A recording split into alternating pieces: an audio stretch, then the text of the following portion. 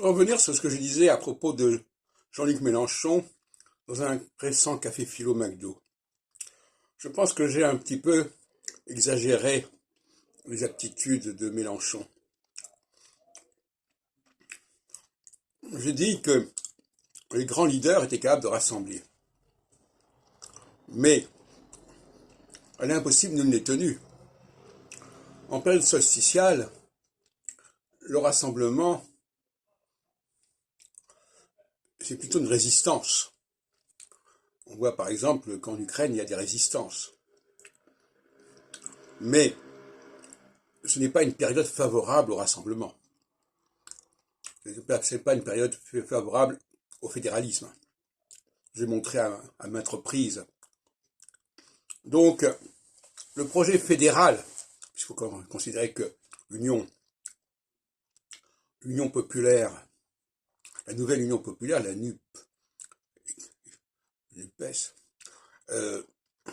c'est un projet qui peut s'expliquer d'une certaine manière par le souvenir de l'Union de la gauche.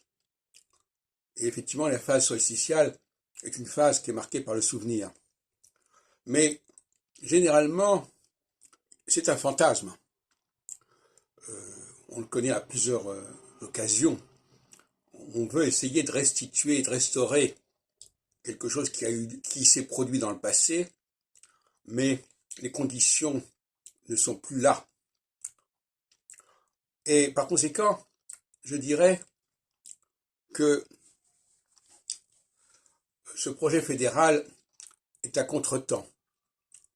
Il faut attendre la phase suivante, en courant 2025-2026, la phase équinoxiale suivante, pour que des projets de fédéralisation, de fédération, puissent prendre tournure véritablement. Et nous en sommes encore bien loin. Par conséquent, je ne parierai pas cher sur les chances de cette union.